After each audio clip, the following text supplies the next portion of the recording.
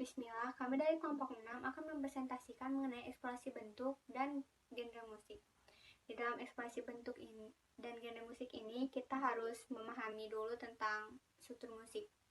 Karena sangat dipengaruhi oleh keterkaitan antar unsur-unsur yang memengaruhi terbentuknya struktur musik seperti irama, melodi, harmoni, dan ekspresi.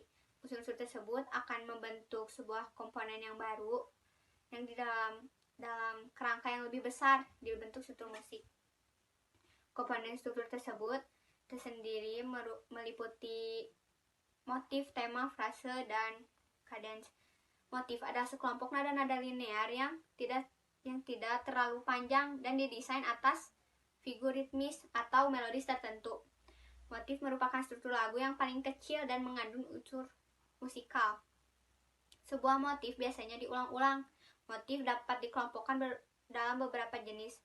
Yang pertama ada motif independen, yaitu unit kecil yang terisolasi dan di dalamnya telah memiliki suatu ide musikal yang lengkap. Lalu ada motif dependen, suatu motif yang digunakan bersama dengan materi lain dalam rangka melengkapi suatu ide musikal yang panjangnya setara dengan frase. Dan yang terakhir ada motif turunan. Motif turunan adalah motif yang diturunkan dari tema sebelumnya, kadang mengantisipasi kedatangan tema. Selain itu, terdapat juga jenis-jenis seperti motif spontan. Motif spontan ini adalah motif yang tidak diturunkan dari tema, bisa yang datang sebelumnya atau akan datang sesudahnya. Lalu ada motif figures, adalah figur-figur bermotif yang merupakan suatu rancangan yang digunakan untuk mendeskripsikan figurasi-figurasi. Motif ini terbentuk setelah sebuah motif asli dan digunakan dalam deretan-deretan untuk membentuk alur melodi. Dan yang terakhir ada motif melodi, yaitu melodi yang didasarkan atas penggunaan motif figur. Oke, selanjutnya ada struktur musik tema. Tema merupakan ide pokok yang mempunyai unsur-unsur musikal utama. Dan sebuah unsur komposisi tema masih harus dikembangkan lagi hingga terbentuknya sebuah komposisi secara utuh. Sebuah karya bisa mempunyai lebih dari satu tema pokok yang akan mengalami pengembangan selain tema struktur musik. Selanjutnya adalah kalimat atau frase. Kalimat atau frase adalah sejumlah ruang birama, biasanya 8 atau 16 birama. Sebuah kalimat musik atau periode terdiri atas dua anak kalimat atau frase, yaitu kalimat pertanyaan dan kalimat jawaban. Kalimat pertanyaan merupakan awal kalimat atau sejumlah birama, biasanya birama 1 sampai 4 atau 1 sampai 8 kalimat.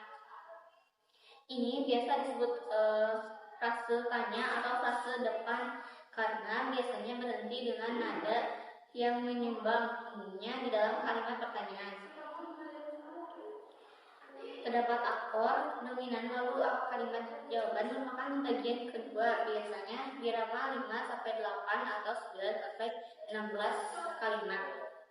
Ini biasa disebut frase jawaban atau frase belakang. Suatu kalimat dalam lagu kalimat jawaban umumnya jatuh di akor tonika. Lalu yang terakhir, di dalam struktur musik ada yang disebut dengan kadans. Kadans adalah bunyi nada rendah mengikuti nada tinggi yang ada sebelumnya. Secara umum, kadans memiliki dua fungsi, yaitu kadans penanda berakhirnya suatu frase dan sebagai penanda memulainya sesuatu yang lain. Kadans juga dikelompokkan ke dalam 4 jenis, yaitu kadans autentik, lagal, deseptif, dan setengah. Nah, dalam genre musik sendiri itu terbagi kepada dua, yaitu genre musik tradisional dan non tradisional. Dan saya akan menunjukkan contoh-contoh dari genre musik tradisional terlebih dahulu. Yang pertama itu adalah keroncong. Keroncong pada awalnya berkembang di Jakarta yang berasal dari pengaruh bangsa Portugis pada tahun 1661. Pada pertunjukannya, musik keroncong menggunakan instrumen seperti ukulele, gitar, flute, biola, cello, dan kontrabas. Musik ini memberikan nuansa yang khas dengan alat musiknya. Keroncong dimainkan dalam berbagai acara, dari perayaan perkawinan hingga pawai hari besar. Lalu yang selanjutnya ada tanjidor. Orkes rakyat Betawi menghadirkan harmoni musik barat dengan alat musik tiup. Dalam sejarahnya, tanjidor melibatkan budak yang awalnya diminta untuk menghibur tuannya.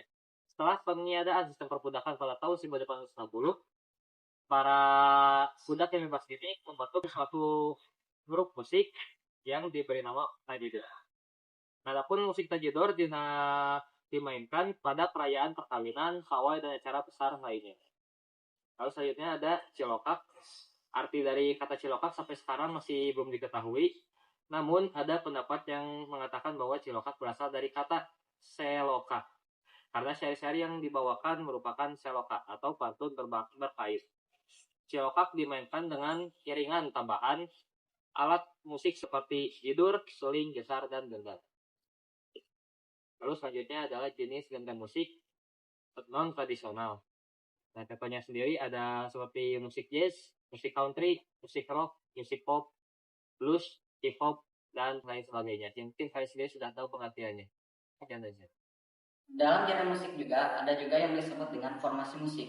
Formasi musik ini dibedakan menjadi 3 bagian. Yang pertama adalah musik vokal. Musik vokal adalah jenis musik yang suara dihasilkannya itu oleh suara manusia sehingga dinyanyikan oleh manusia.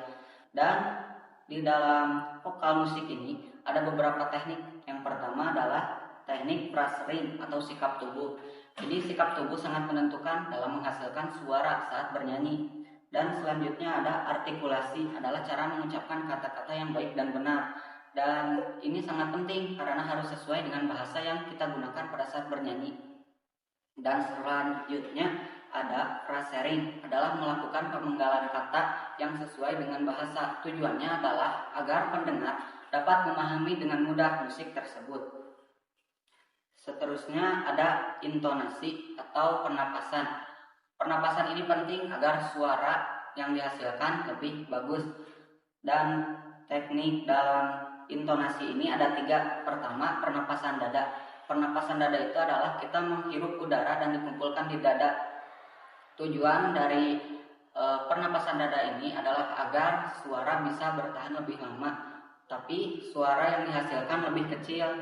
Dan selanjutnya ada pernapasan perut, yaitu menghirup udara dan dikumpulkan di perut. Tujuannya agar suara lebih kencang, tapi kekurangannya adalah terlalu banyak udara yang akan dikeluarkan pada saat bernyanyi.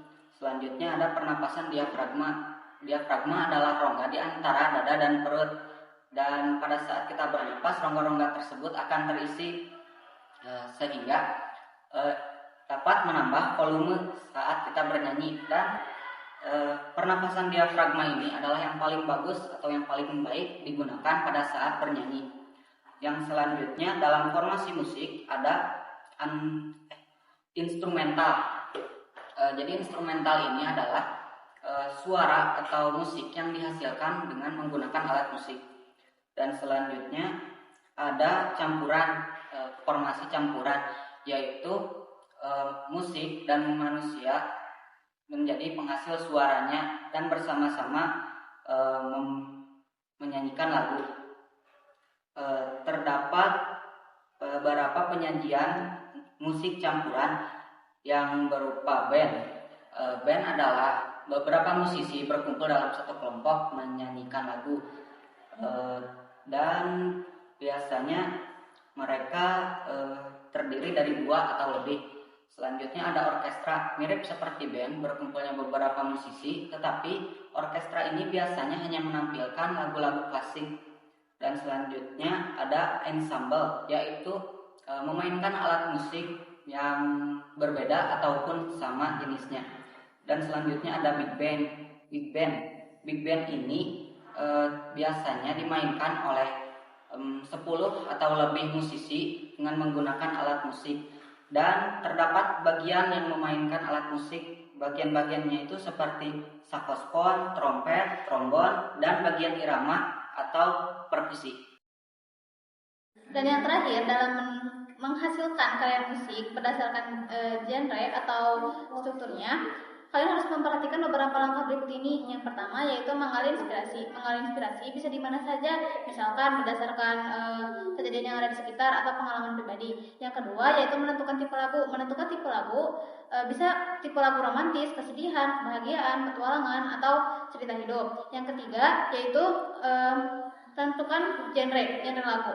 Yang keempat, menentukan nada atau kunci dasar. Nada dasar dan kunci dasar yaitu sebagai patokan range atau wilayah yang dapat dijangkau oleh kunci dasar.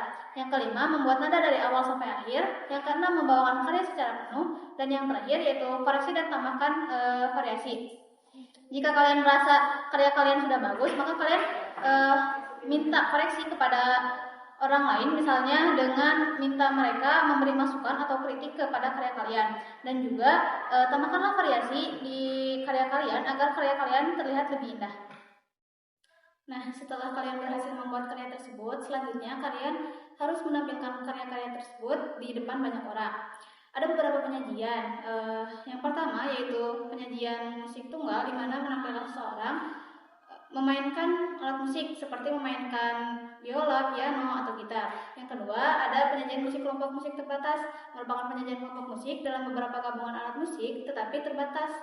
Dan yang ketiga, penyajian musik orkestra, memerlukan peralatan yang banyak dan pemain yang banyak, dan pemain tersebut dituntut untuk lebih disiplin dan untuk menjaga kekompakan. Dan yang terakhir ada penyajian musik elektrik. Penyajian ini menggunakan alat-alat musik yang menggunakan listrik berkekuatan tinggi.